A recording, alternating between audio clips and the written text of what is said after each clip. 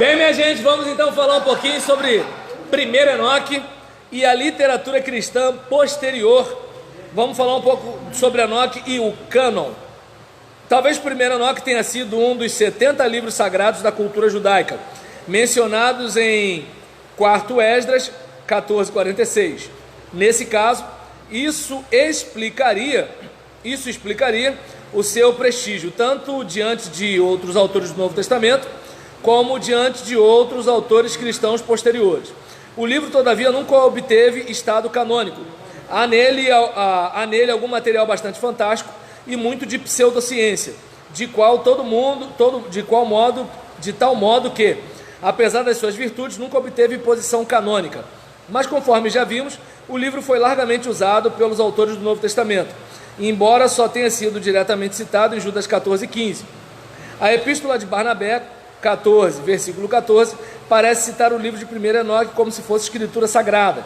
Comparar esse trecho dessa Epístola de Barnabé com 1 Enoque 89, versículos 56 e 66. Tertuliano, entre 160 e 230 d.C., pensava de modo bem definido que 1 Enoque é um livro inspirado e chegou a admirar-se de que o mesmo tenha sido preservado apesar do dilúvio. Zósimo, de Panópolis, século V d.C., também utilizou-se desse livro como escritura sagrada.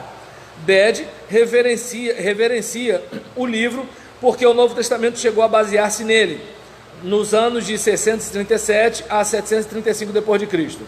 A maioria dos pais da igreja e autores cristãos posteriores, porém, rejeitaram o 1 Enoque como livro inspirado.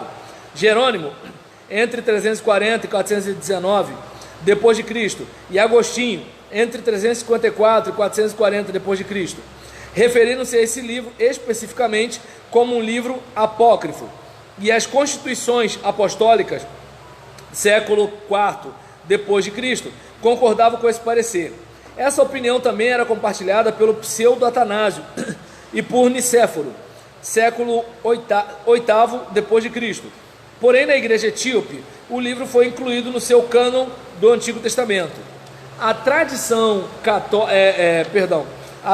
católica alista o livro como uma obra apócrifa, mas os grupos protestantes tratam-no como um livro pseudepígrafo.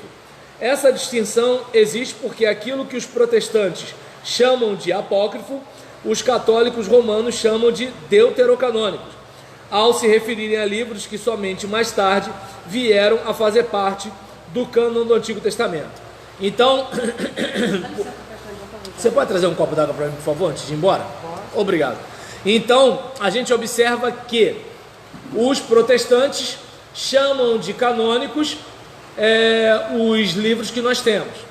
Os católicos chamam de deuterocanônicos os livros, extras. E os livros que os católicos chamam de apócrifos são os livros que os protestantes chamam de pseudepígrafos. Então, percebe? Para a gente, canônico, apócrifo, canônico, apócrifo e pseudepígrafo. No caso do católico, tem canônico, deuterocanônico, não chama apócrifo, e apócrifo. Percebeu? Qualquer coisa é só assistir o vídeo de novo.